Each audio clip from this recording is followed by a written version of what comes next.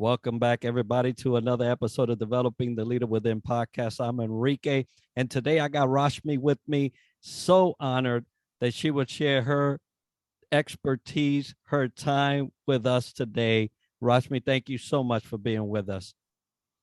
Oh, of course. Thank you so much for having me today. Hey, folks, we're going to be talking about something that's coming up, being the holiday season. I've noticed a lot of things changing more from a selfish thing throughout the year to a more giving thing. We just come off a freshly new, Thanksgiving holiday, a lot of giving thanks. We're coming into the Christmas holiday, which is another area or time that we give from ourselves out, and usually other people get gifts.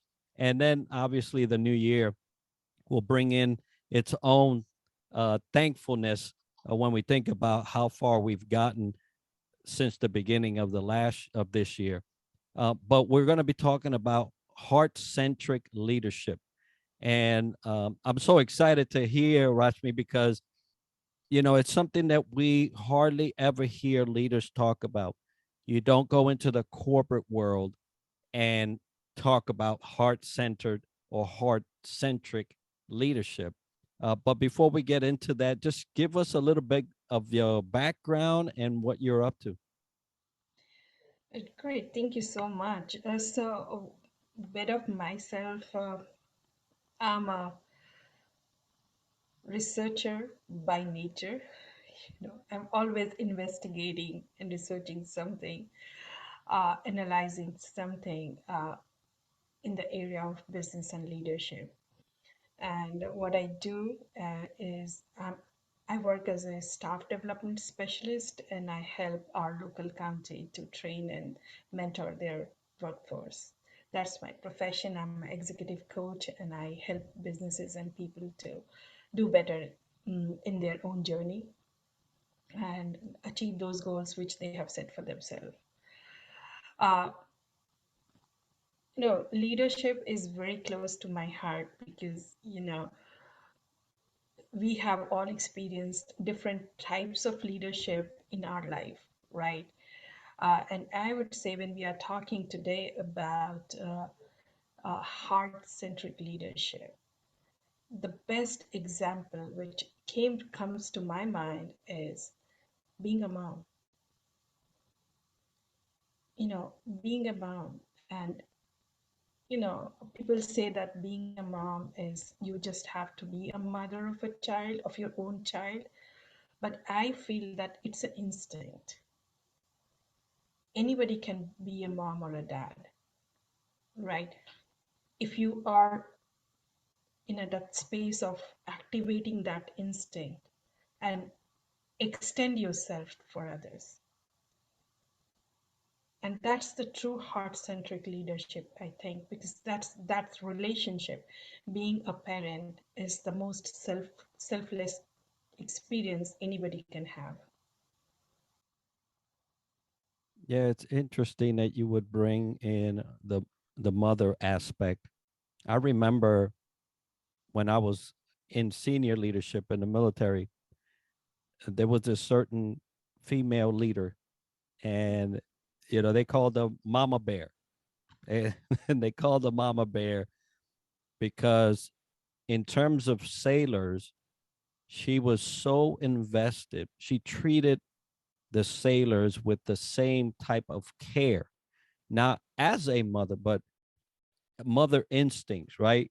Hey, let me guide you this way. Hey, don't go that way. Hey, and she guided the sailors to their highest potential. And I saw that as I was witnessing this mama bear in our command, and it was so inspiring to see young sailors that were without their mothers. Now they're in the military outside of the comfort of home to find a similar environment, even in the military setting, where this mother figure uh, just without hesitation would just go for to bat for them and protect them as much as she could, and guide them as much as she could. So I love that you brought in that aspect of being a mother.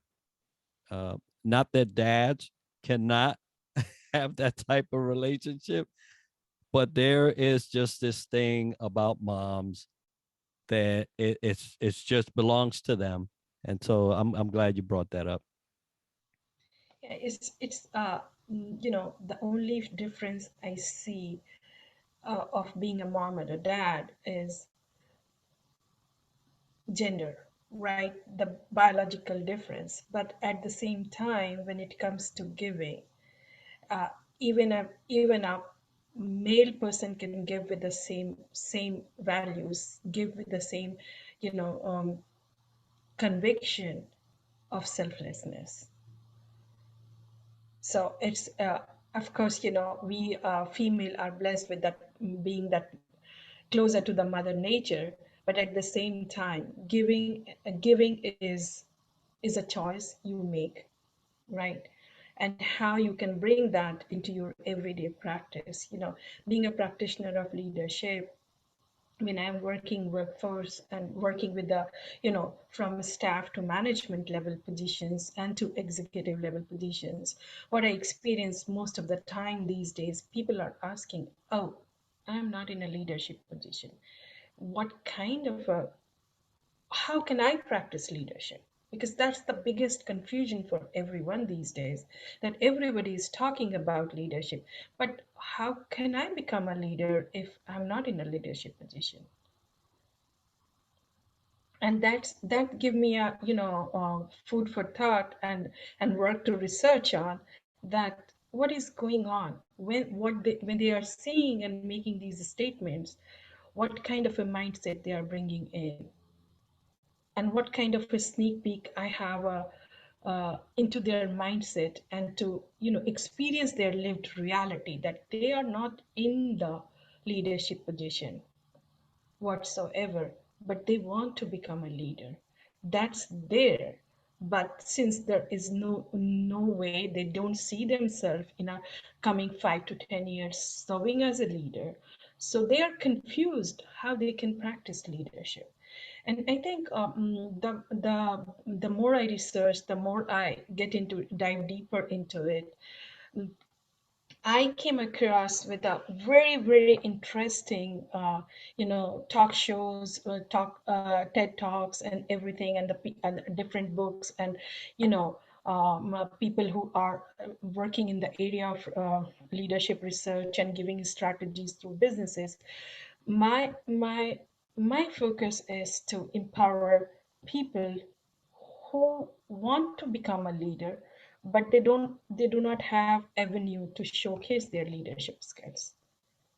When we are talking about a festival, during this festival season, giving, what I can give to people, you know giving is not always in a physical form. Giving could be something which is very intangible, but still you can practice and make it tangible for yourself. There's so many And then, people. There's so yes, many yes. people. Sorry that there's so many people that are lost in translation because there's some managers that say, "Oh, I'm not a leader." Some leaders say, "I'm not a manager." And sometime along your lifespan, you're going to fulfill both of those roles, and they truly are roles because there are even people in leadership positions that are not leaders. So it's truly a role that you have to play in. Some people don't have the tools necessary to actually play it out fully.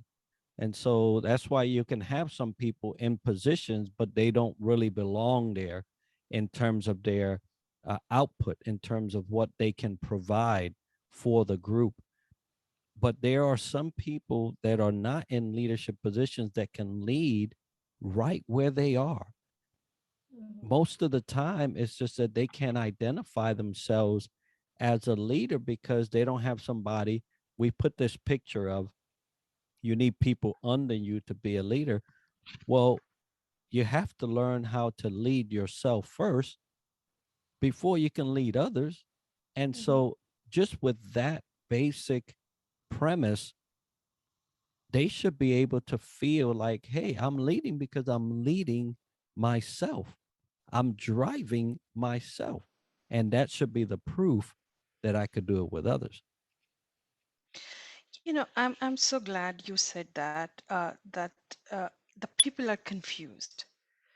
Since I got a chance today to speak very in a very short span of time, I just wanted to highlight for our audience three things, which is very important. As a corporate level, we always talk about it, but at the personal level, individual level, uh, we don't put that much of emphasis there. So I would like to say that, even if you are not in a leadership position, there are certain things and certain tools which can equip you to become a better person, better leader, and create that impact and create the culture of giving. You know, and you as a leader, you also know that how the corporate expand themselves these days. The big corporate expand by acquiring small startups and small companies, right? That's how they expand, right? So when you are looking for strategies to grow yourself as a leader, mimic that strategy by which we call in business merger and acquisition. So what you can also become a better person and create more impact and create your presence in your community, in your society, within your family, or in your any roles that you are performing through merger and acquisition. So what you need to merge here, you are definitely, you are not merging a company when you are working on yourself.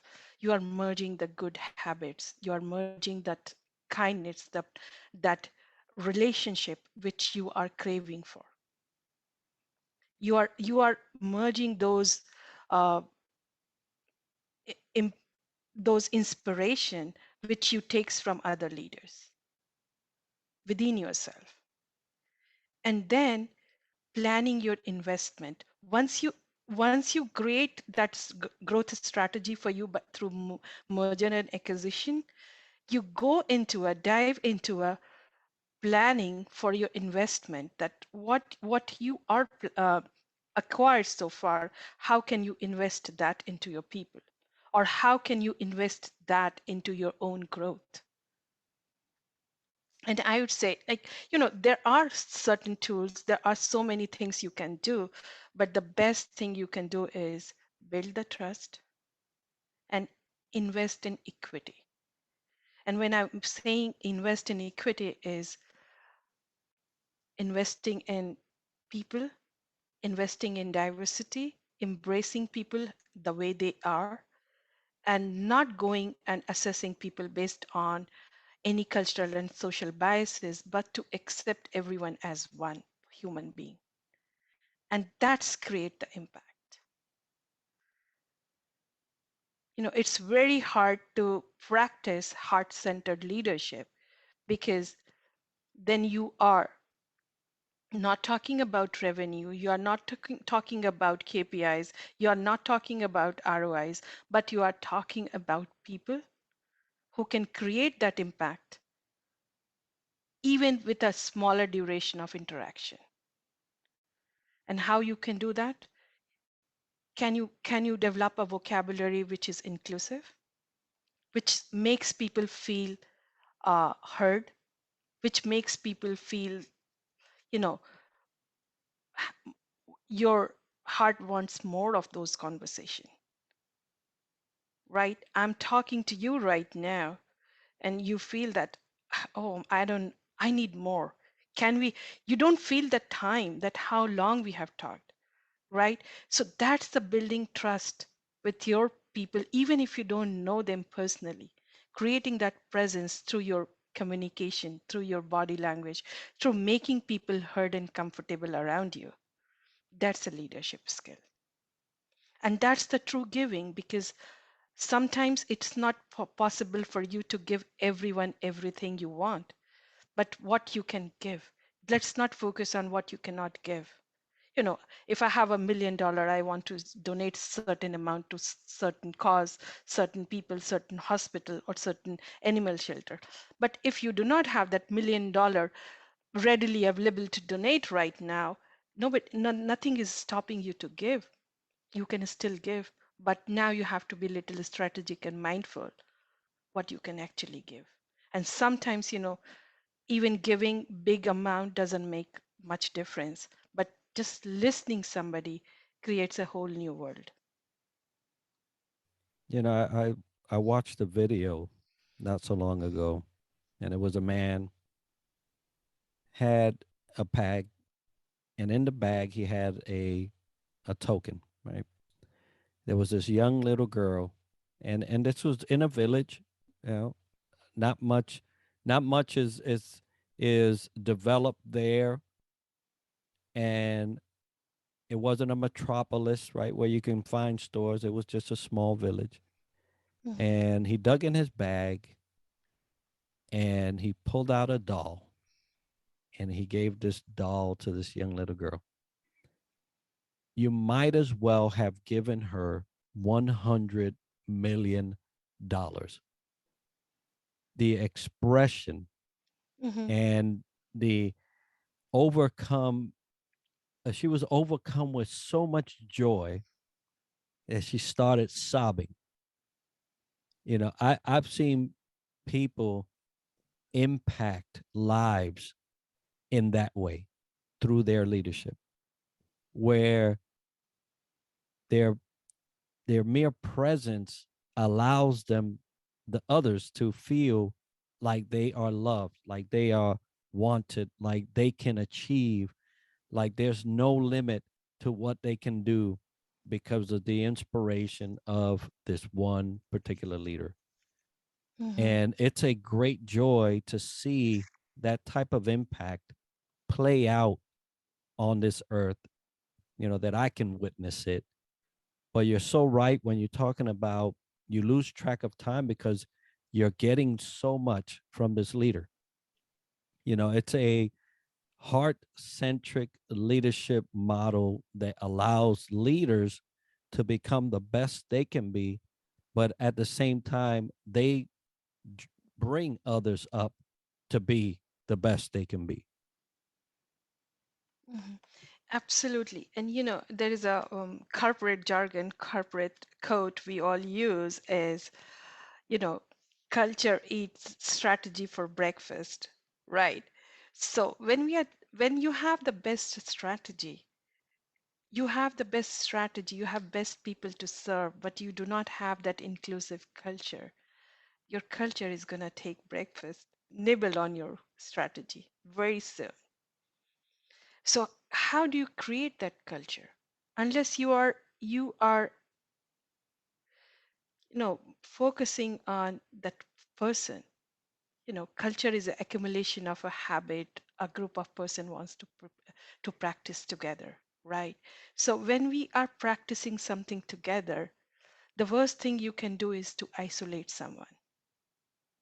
If that person is isolated at first place, there will be a lots of resentment building in, even that person is a part of that culture. And trust me, that's the breeding ground of toxic culture. I am not saying that planning and building a strategy which is foolproof is possible. But the only good news for us is we can improvise. We can learn from the past, we can learn from the mistake, and we can learn from the others. Whatever way you choose, you can improvise and bring that into your practice each time better from the past. You can get better and better and better if you keep practicing, right? And that's how we create a culture of inclusiveness. You know, we have so much going on right now in our society, in community. This pandemic, we all each time we feel that it's going to be ending soon, we have a new variant, right? And people are talking about mental health a lot, a lot. Even younger kids to older people, elderly people who are sitting at home, they feel lost. So can we all step up and become more little heart centric? I know it's not fun to, for, you know, if you go and ask your teenager to spend a day with the old grandma, it's not fun for them. They rather be hooked up on their own device. But if you just disconnect yourself for a few minutes and really think that person not as a grandma, as a person who brings experience and vision from the past, and envision and giving you a, you know, a broad perspective of where we lived in past and where we are today. If we are ready to embrace that let's learn from the experience. We have seen pandemic and lots of, you know, epidemic in past, but the face of epidemic and pandemic has changed in 2020 and 2021. How we can, you know, support them to be mentally fit, just being kind, you know, being inclusive, and just sometimes you just do not have to do anything, you just have to be present. Just giving that, you know, when you are sitting alone and waiting for someone at home, if either it's your child or your partner or your friend or your best friend, that imagine about that moment that you are waiting for somebody so eagerly to come and be with you, spend time with you, and all of a sudden there is a vacuum and you know that this is not going to happen. That moment of vacuum gives you a pause to reflect where you came from and what you are doing right now. And connecting those, you know, I don't want anybody to experience that vacuum. And to avoid that vacuum, think about a person who is just a child who is 5 years old, or an old grandpa who is in his 90s, sitting and waiting for somebody to come and talk. And I think we live in a very capitalist society where giving means giving a present, giving something which has some value, or in terms of money, or in terms of physical attributes of something which is tangible. But we, in those giving, we forget that we have to, you know, wrap up kindness, inclusiveness, sometimes in a box, and just keep it beside your own loved ones or people who are you are serving for, within your community, to practice that, you know. And that's, I feel that present, and creating that presence through your present, right? It's not a present, but it's much more than present. And just be there in that moment.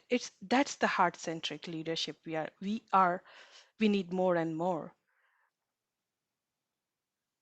And And for those leaders that fail to be present, right? Because I love that, you know, be present, be the present.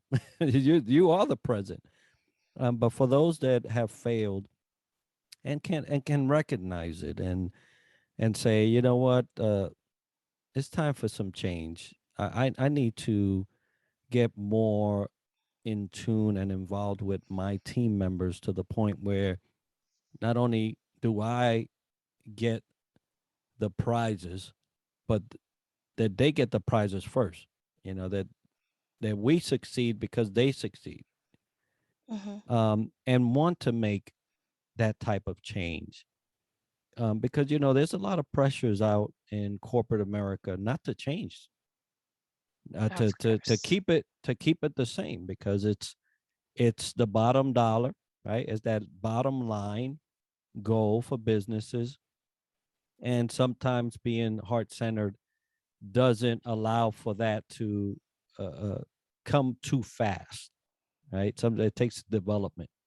So, what would you say to those leaders that are there at that cusp and want to, but corporate America is pulling them back to just being the boss? Hmm. You know, Enrique, you are telling me, you just bring some memories in my mind. So I will ask you a small question. As a child or as an adult, did you ever flew a kite? A kite. Did you ever flew a kite? I did fly a kite, and I believe I was about 3 or 4 years old.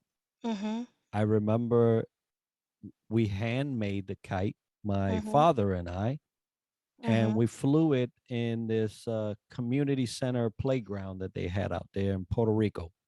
So Mm-hmm. I have. Great.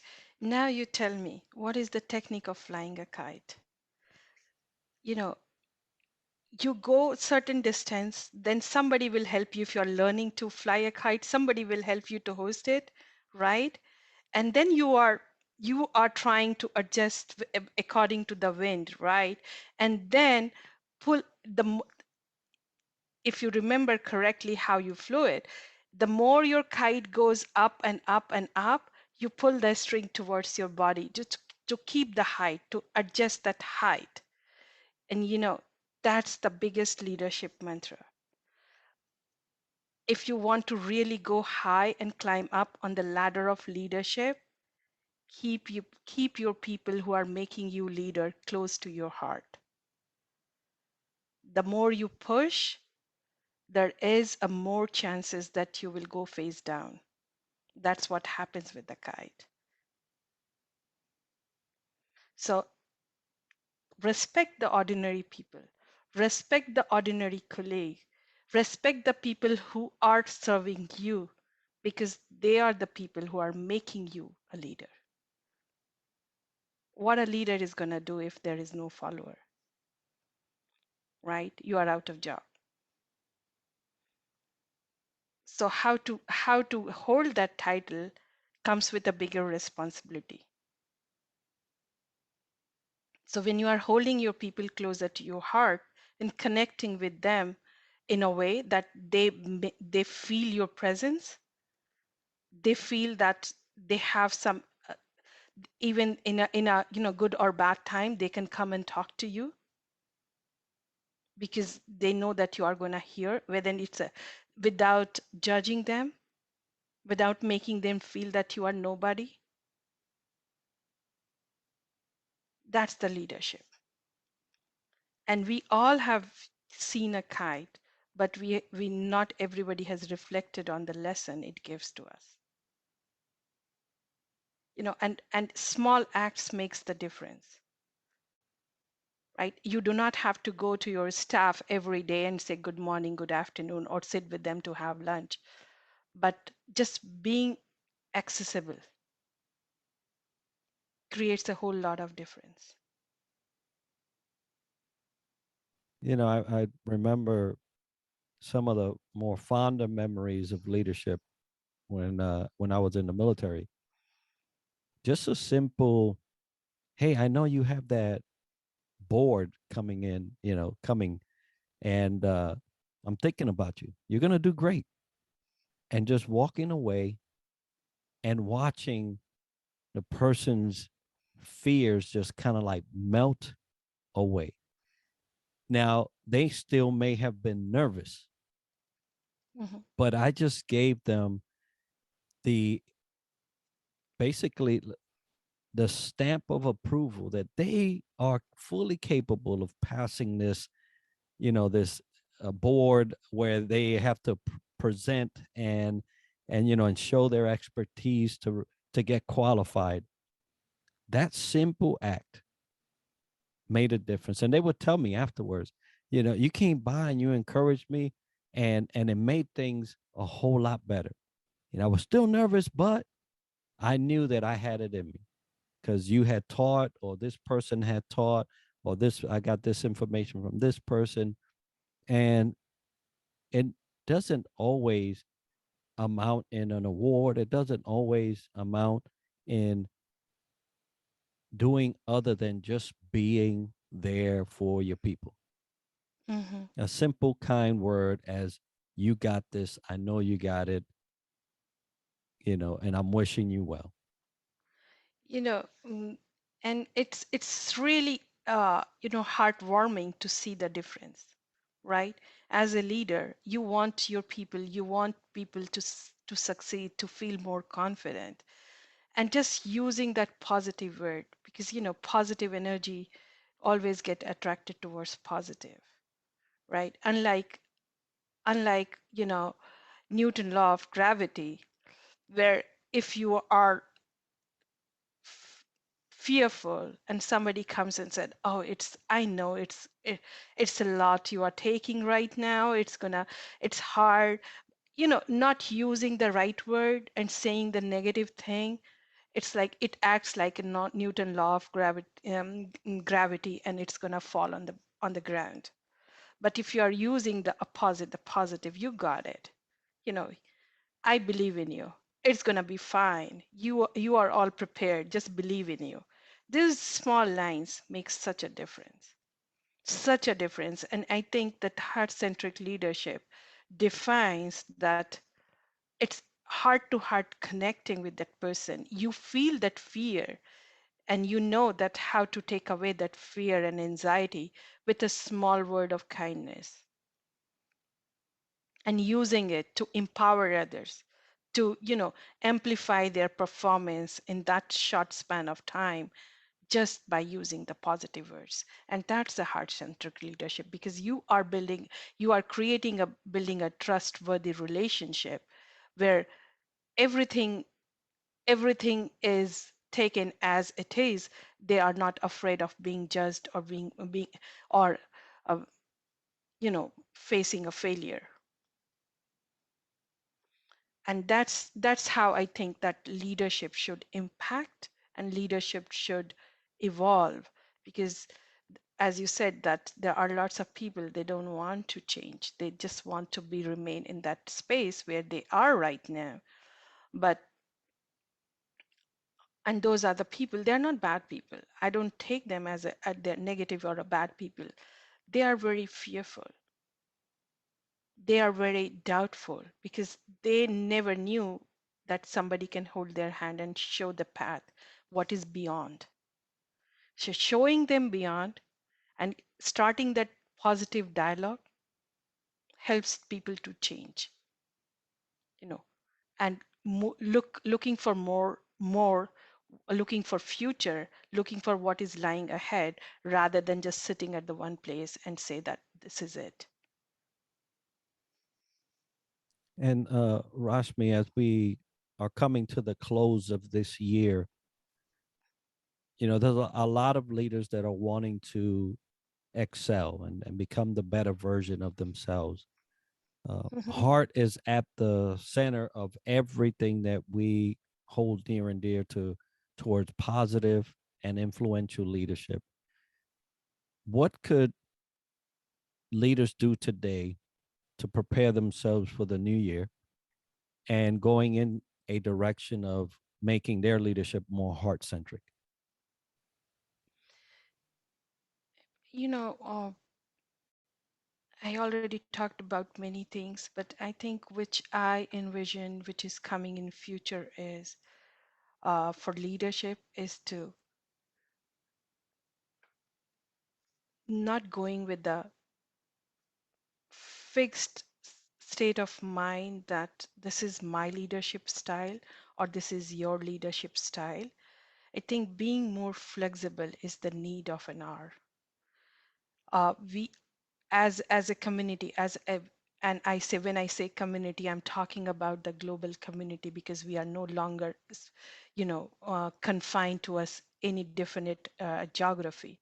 and we are talking about a community as a human community, right? So everybody, as a leader, it's a challenge for you to run the business, right? But as an employee, it's a challenge for me also to come every day and expose myself to certain things which I'm not very comfortable of, and going back home in a fear and seeing that my family might get impacted. So I think the only thing for 2022 we all are longing for is flexibility. And flexibility in terms of, you know, uh, in terms of your own values. Do I need to improvise my own values? Do I need to go back and see what I envisioned 2 years, 3 years, 5 years back and adjust it based on the circumstances we are in right now? And truly see a person as a person rather than, tagging it with different origin, uh, different gender or different orientation. Truly embracing a person and seeing a value that person brings for your business, or brings for the or brings value for the cause you are serving for, is the most important thing in from my perspective, is for leaders. And just being flexible gives you so much of tools to being present, being a good listener, being open minded, being approachable, right?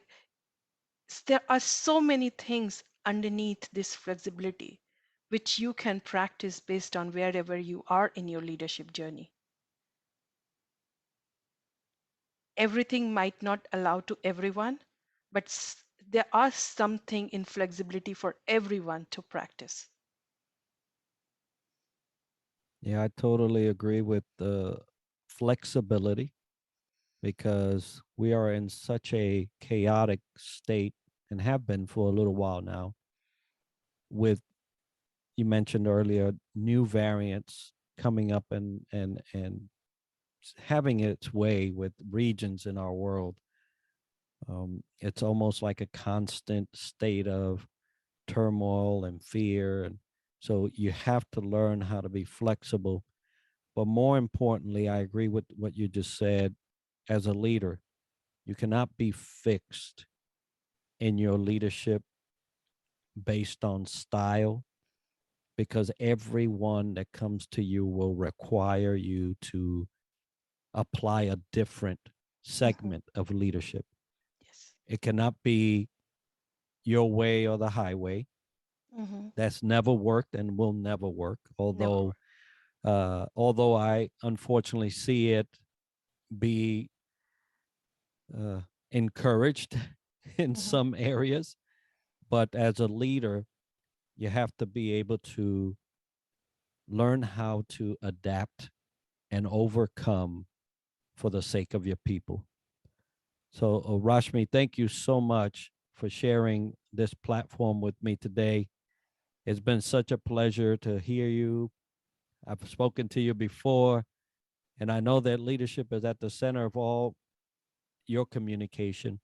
If someone wanted to get a hold of you and speak a little more about leadership or the platforms or the seminars and master classes that you provide, how would they do that? They all can either can connect with me on LinkedIn or go to on rashmisharma.org and leave me a message or book an appointment, and that's a great way to get connected. And thank you for having me, and I really appreciate your time and how you are helping the world, the community, by creating this awareness that leadership is not a title. We all need more heart-centric leadership today and every day. Yes, and thank you for joining me today, folks. We've been talking about leadership, heart centric leadership. It's not going to go away. So if you was hoping that would go away, it's not. We're asking for it The world is needing it, and you as a leader have to answer that mail. So, as we love to close out this show, success to you.